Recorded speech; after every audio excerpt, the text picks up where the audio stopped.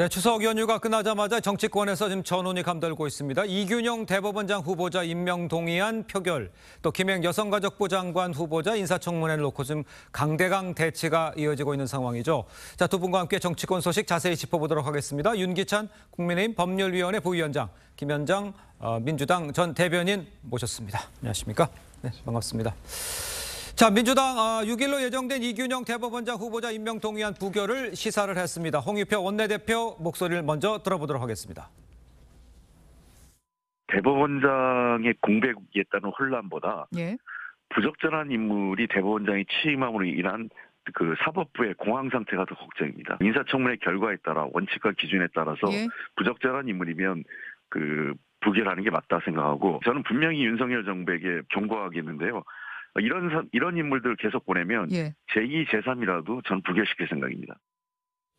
자, 이제 직접 들어보셨습니다만 홍익표 원내대표 부적절한 인물을 계속 보내면 계속 부결시키겠다면서 강경한 대응을 예고한 발언이죠. 민주당 오늘 의총에서 대법원장 임명 동의안 의결을 모으기로 했는데 실제로 부결 기류가 강한 상황인지를 좀 먼저 설명을 해주시죠. 네, 그런 것 같습니다. 그렇습니까? 예, 그 인사청문회 간사인 의원께서 이전에 그 의총에서 부적격한 인사다라는 의견을 개진한 거로 제가 알고 있고요. 그 대법원장 같은 경우는 장관과 달리 본회의에서 과반수 찬성으로 통과가 돼야 되지 않습니까? 그렇습니다. 그래서 오늘 이제 의총에서 논의할 예정으로 알고 있는데 의총에서 부적격하다고 판단이 된다라고 하면 본회의 통과하기 어려울 것으로 보입니다. 왜냐하면 이균용 후보 같은 경우에는 이미 뭐 다들 아시겠지만 그 성범죄자라든지 아동 범죄라든지 또는 그 가정폭력 등에 대해서 다수의 간대한 판결로 인해서 좀 가해자 중심주의 판결을 많이 냈다라는 그 지탄을 여성계로부터도 받은 바도 있고요. 그다음에 이제 역사 인식이 부재하다. 그래서 그 이안부 할머니들의 이안부에 대해서 자발적 매춘이라는 거에 대해서 내가 직접 경험해보지 몰랐다라는 등, 그리고 또 1948년 건국론을 주장하는 등 역사 인식도 되게 부재하다. 이 외에도 뭐 10억 원에 달하는 재산을 미신고하거나 또는 그 증여세 탈루 의혹도 있고요. 더군다나 공정성에 시비일 수 있는 아빠 찬스의 의혹까지 더해지고 있어서 의혹 자판기 후보라는 그런 이제 그 얘기까지 나오고 있는 상황이어서 통과가 되기는 쉽지 않은 그런 분위기인 건 맞는 것 같습니다. 알겠습니다. 역사인식 부재도 몇 가지를 좀 지적을 해주셨습니다만 일단 국민의힘에서는 이균용 후보자 청문회 과정에선 큰 흠결이 드러나지 않았다는 입장입니다. 부결될 경우 그렇다면 국민의힘에서는 어떤 식으로 대처를 할지 지금 언급해 주신 이 부분에 대해서는 어떤 생각을 갖고 계신지 좀 말씀해 주시죠. 뭐 부결될 경우에는 뭐 새로운 후보자를 물색해야 되겠지만 어쨌든 이게 이제 동의 절차가 필수적이기 때문에 그렇습니다. 몇 가지 쟁점이 있습니다. 예컨대 지금 말씀 주신 것처럼 비상장 주식 누락에 대해서는 이 후보자의 말이 설득력이 있을 수는 있어요. 이게 원래 상장 주식, 그러니까 주식 같은 경우에 백지 신탁하려면 3천만 원 이상이어야 되는데 비상장 주식의 그 가치 산정 기준이 바뀌었다는 거죠. 그러니까 만약에 액면가로 하게 되면 3천만 원 이하기 때문에 본인은 신고하지 않아도 되는 걸로 알았다. 근데 이게 액면가가 아니고 뭐 시장 교환 가격 또는 별도의 가치 평가 기준이 생겼기 때문에 그건 자기가 몰랐다라는 거고, 이걸 만약에 은폐할 요량이었다면 은폐가 안 되는 거거든요, 소유 여부가. 그래서 아마 은폐하려는 건 아니 실수로 드러난 것으로 보이고, 아빠 찬스라고 말씀 주시는데 그때는 이미 10명 정도의 학부생이 있었다는 거예요, 김 위원장이. 그래서 그 부분은 실제 좀 더 들여다봐야 될 부분인 것 같고요. 그다음 판결과 관련돼서는 사실 여러 가지 논란을 제기하면 안 되는 겁니다. 판결은 양형 기준의 범위를 벗어났는지 여부를 따져봐야 되는 것이지 재판부에 대해서 판결을 왜 이렇게 했냐라는 것은 민주당이 여러 가지 잣대를 갖고 지금 논란이 있잖아요. 뭐 영장 전담 판사 문제 등 여러 문제 있기 때문에 판결 내용 관련돼서는 얘기하면 안 되는 것 같고, 이게 이제 대법원장 내지 대법관들의 경우에는 사실은 자격 기준이 있어요. 일정 자격 기준 이내에서 대통령이 임명하는 거기 때문에 상대적으로 국회의 재량권이 좀 낮았어요. 웬만하면 대통령 인사권을 존중해줬거든요. 그렇습니다. 심지어는 김명수 대법관의 경우에도 존중돼서 통과가 됐단 말이죠.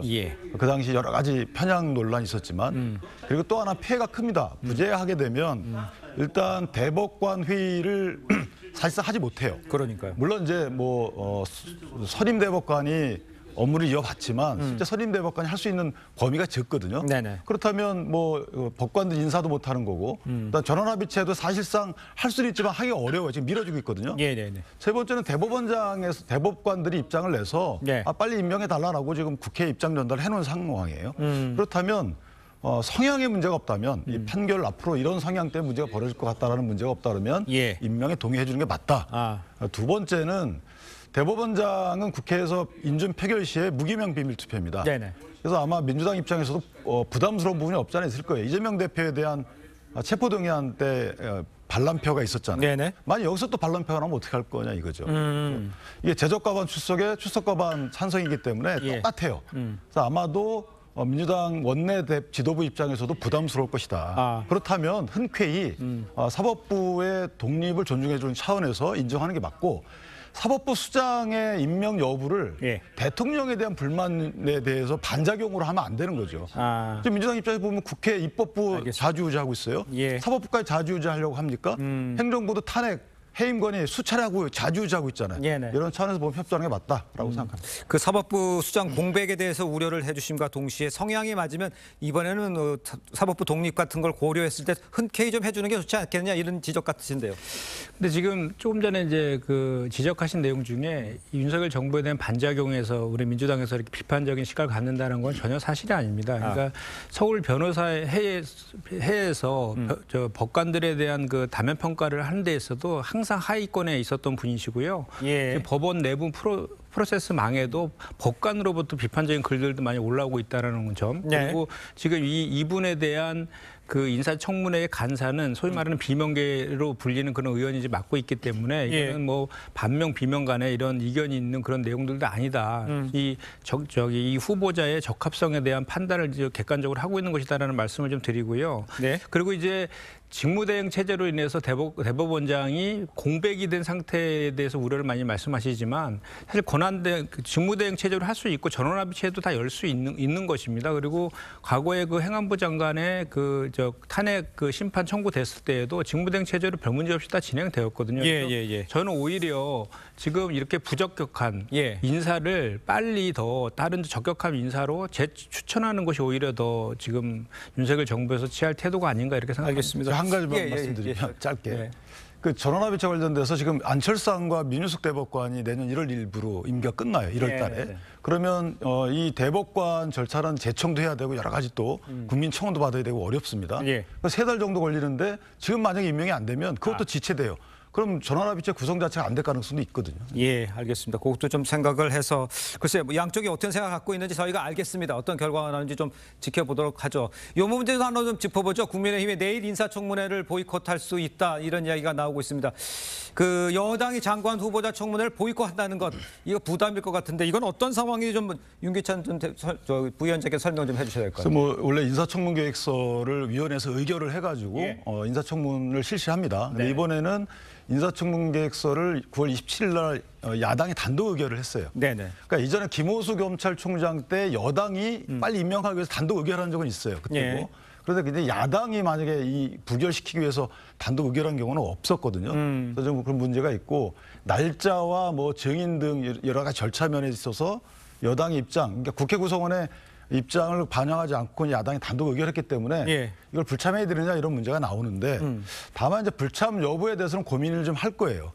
왜냐하면 이제 불참하게 되면 후보자도 안 나온다는 거잖아요. 그러니까요. 근데 후보자가 없는 인사청문회가 과연 이것이 옳은 것인가에 대해서 고민이 있고 예. 후보자가 나와서 청문 절차에서 본인의 소명하는 절차를 하는 것이 예. 국민들께 조금 더 다가가는 모습이 아닌가라는 생각이 들어서 예. 아마도 그 김호수 총장 때도 그때도 국민의힘이 나중에 들어갔거든요. 그렇기 때문에 저는 개인적으로 김행 후보자가 참석을 하고 국민의힘도 들어가서 청문 절차를 정상적으로 진행하지 않을까라는 생각을 하고 있습니다. 그렇습니까? 일단은요, 여당에서는 이제 야당의 청문회 일정과 증인 단독으로 의결한 것 위법적 행태다. 그래서 이제 반발하고 있는 거잖아요. 그 입장은 어떤지 또 어떤 식으로 진행이 될지는 좀 전망을 해 주시죠. 야당에서 단독 의결할 수밖에 없는 상황을 초래한 왜요? 것은 사실 국민의힘이죠. 왜요? 원래는 민주당에서는 6일 날 하자 그랬었습니다. 예. 근데 국민의힘에서 5일 날 하자고 그랬다가 서로 다른 것들로 이슈들이 막 번복되면서 이렇게 그 단독 의결할 수밖에 없는 상황으로 온 것이거든요. 그리고 과정이 있었다라는 그 말씀을 좀 드리고요. 지금 좀 전에 말씀하신 것처럼 지금 김행 후보자 같은 경우는 각종 의혹 때문에 여당에서도 좀 방어하기가 곤란하다. 뭐 여당에서도 포기한 후보다. 뭐 이렇게 이래서 보이콧 하는 것 아니냐라는 그런 얘기들까지 나오고 있는 상황이에요. 그래서 저는 좀 전에 말씀하신 것처럼 국회의 권한과 의무가 대단히 중요하기 때문에 인사청문회는 예정대로 시행하는 것이 맞고 그 청문회 과정에서 후보의 자질의 검증에 대해서 국민적 눈높이로 판단하는 것이 맞다 이렇게 생각합니다. 알겠습니다. 자, 다음 소식도 짚어보겠습니다. 단식을 마치고 입원 치료를 받고 있는 이재명 민주당 대표가 이르면 오늘 퇴원할 것으로 알려졌는데요. 재판 출석 또 이 당내 갈등 봉합 과제가 만만치가 않습니다. 자, 일단 오는 6일 이제 대장동과 성남 FC 의혹 관련 첫 재판도 앞두고 있고 또 강서구청장 후보 보궐선거 사전 투표 6일부터 이틀간 시작이 되죠. 글쎄요, 이제 어떤 것들을 먼저 핸들을 하는 게 좋은 건가 이런 지적들 많이 있는데 무엇을 먼저 해야 된다고 보십니까? 일단은 당장 10월 11일 날 있는 강서구청장 보궐선거의 승리를 이끄는 게 가장 시급하죠. 그래서 지금 제가 엊그저께 그 병문안을 좀 다녀왔었는데 상태가 많이 호전되고 계시고 또 이렇게 빨리 복귀하고 싶어하는 의지가 대단히 강하셔가지고 제가 알기로는 이제 금요일부터 내일 모레부터 이제 사전 투표가 시작되지 않습니까? 그렇습니다. 그래서 내일 정도에 아마 강서구 가서 지원 유세를 하지 않을까 이렇게 좀 예상이 되고요. 두 번째로는 이제 당내에서 우리가 이제 체포동의안 표결과 관련해서 당내에 좀 수습을 해야 되는 일들이 있지 않습니까? 그렇습니다. 그것도 좀 그 통합적 리더십을 발휘해서 수습해야 될 것 같고요. 그다음에 지금은 뭐 정기국회 시즌 아니겠습니까? 그래서 10월 10일부터 국정감사도 시작이 되고 또 예산안에 대한 심의도 해야 되는 거고 또 각종 의혹에 대한 특검도 이제 실시해야 되는 이런 문제들이 많이 있어서 그런 것들에 대해서 우리 더불어민주당이 선명야당과 민생 대안 정당으로서의 모습을 부각시키는 것 이런 것들이 순서대로 이렇게 진행될 것이라 생각합니다. 알겠습니다. 순서대로 진행될 것이면 강서구청장 선거에 집중할 것이다 이렇게 얘기를 해주셨습니다만 일단 또 친명계 최고위원들 이 사람 쉽게 변하지 않는다면서 이 체포한 가결파 의원들을 겨냥하고 있는 상황이죠. 이 대표의 의중에 들어간 이 발언이라고 봐야 할지 또 앞으로 어떻게 될지 가결파에 대해서는 여기서는 밖에서 봤을 때는 어떻습니까? 그러니까 친명계 의원들 내지 원내 지도부가 이런 말들을 하는 것이 오늘 어제 일이 아니었잖아요. 그렇죠. 그렇다면 첫 번째 얘기했을 때 또는 두 번째 얘기했을 때 당대표가 말렸어야 되는 거거든요. 말리지 않았다는 것은 이재명 당대표의 의중에 실려 있다는 것이고 저는 이재명 당대표가 이렇게 통 크게 나가지 못하는 것은 리더십이 취약하다라고 생각하기 때문에 그렇다고 봐요. 그러니까 리더십이 취약하다는 것은 당내 공격 요소를 사전에 없애야 되는 것이고 그렇다면 탕평으로 갈 수는 없는 것이죠. 또 공천권이 있기 때문에 저는 개인적으로 이재명 대표의 이래 당내 리더십은 이제 본인에 대한 지지율 이런 것들도 연관되겠지만 결국은 신뢰 문제가 있다. 신뢰 회복이 안 된다 그러면 아니 본인이 탕평하겠다고 해서 지도부에 송갑석 의원도 넣었다 뺐죠. 사실 사의 받아들였잖아요. 그렇습니다. 그다음에 뭐 가결해달라고 했던 것을 믿고 가결했더니 왜 당에 분란을 일으키냐라고 해서 징계 문제까지 나오잖아요. 그렇다면 당내의 신뢰는 없어졌다. 이재명 대표의 신뢰는 없어졌기 때문에 이제는 그 신뢰를 이재명 대표 극적으로 회복하지 않는 한 사실은 이제 분쟁뿐이 없는 것이고 결국 이재명 당대표의 극적인 어떤 행위 이거에 달려 있고 그렇지 않으면 민주당은 상당히 어려운 지경에 이를 것이다라고 생각합니다. 알겠습니다. 김현정 전 대변인도 지난번에 가결파에 대한 심판 이런 얘기들 언급해 주셨습니다만 글쎄요 하나로 묶기가 쉽지 않아 보인다라고 얘기를 해주셨는데 거기서 어떻게 생각하십니까? 그러니까 당내에서 민주성과 다양성은 존중이 되어야 됩니다. 그리고 이제 그런 걸 통해서 그 단합과 더 큰 민주당으로 나갈 수 있기 때문인데요. 또 반면에 그 무조건적인 반목과 불신은 또 이거는 그 당에서 또 그걸 그냥 두어서도 또 안 되는 그런 문제이거든요. 이 두 가지를 잘 조화를 시켜야 되는데 지금 지난번에 이제 보면은 저희가 당론은 아니었지만 가결표 던진 거에 대해서 당론은 아니었지만 그 의총이라든지 중앙위에서의 결의안으로 채택된 내용이거든요. 그 결의에 반해서 차도살인을 하듯이 가결표를 던진 건 분명한 사실이거든요. 그래서 그거에 대해서 지금 이제 그 홍익표 원내대표가 그런 얘기를 했죠. 이제 원칙과 기준에 따라서 윤리심판원의 윤리심판에서 이거에 대해서 이제 그 심사를 할 것이다, 심사가 진행될 것이다라고 얘기를 했어요. 그래서 그런 절차들이 좀 진행되지 않을까 예상이 되고요. 네네. 이재명 대표 입장에서 보면은 제가 좀 전에 말씀드린 것처럼 어쨌든 헌법 기관에서 소신껏 무기명 투표를 한 것 아니겠습니까? 그러니까요. 그렇다면 소신껏 본인들이 그렇게 가결표를 던진 이유에 대해서 좀 밝힐 필요도 있다고 봅니다. 그래서 내부에서 치열한 내부 논쟁을 통해서 이렇게 좀 서로의 의견들을 교환함으로 인해서 오히려 더 한 단계 나아가는 화학적, 통합적 그런 당의 모습으로 저는 나아갈 수 있다고 보기 때문에 예. 일정 부분의 내용은 불가피하다. 불가불급하지만 예. 통합적 리더십을 발휘해야 될 시점인 건 분명한 사실이다. 이 말씀. 그렇지만 이게 해당 행위나 징계감은 아니지 않아요? 이것도 좀 비겁한 거예요. 뭐냐면 처음에 실제 목적은 그겁니다. 가결을 했던 것으로 의심되는 분들에 대해서 징계를 하겠다는 것인데 그러니까요. 이게 징계 사유가 안 되거든요.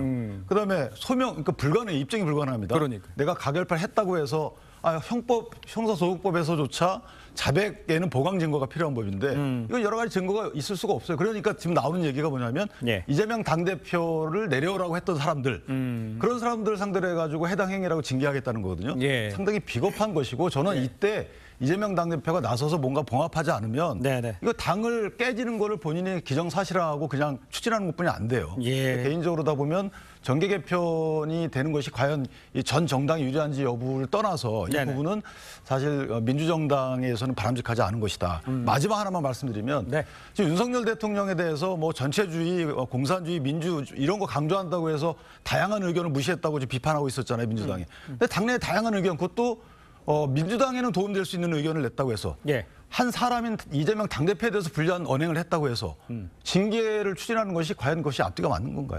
알겠습니다. 일단 그 일각에서는요, 내년 총선 공천 과정에서 이 가결파를 배제하거나 또 현역 의원 평가에서 감점을 주는 방식으로 부익을 주는 거 아니냐 이런 관측이 나오고 있습니다. 이런 거에 대해서는 뭐 당장이야 화합은 되겠지만 나중에라든가 총선 바로 직전에는 저런 일이 벌어지지 않겠냐 하는 관측이 있는데 어떻게 보세요? 일단 그런 관점으로 얘기하시는 분들이 이제 특히 여당 패널 본 적이 많이 계시던데 일단은 저희는 시스템 공천이 갖춰져 있는데 이 공천하는 그 과정이 두 가지로 나뉘거든요. 심사 단계가 있고 경선 과정이 있습니다.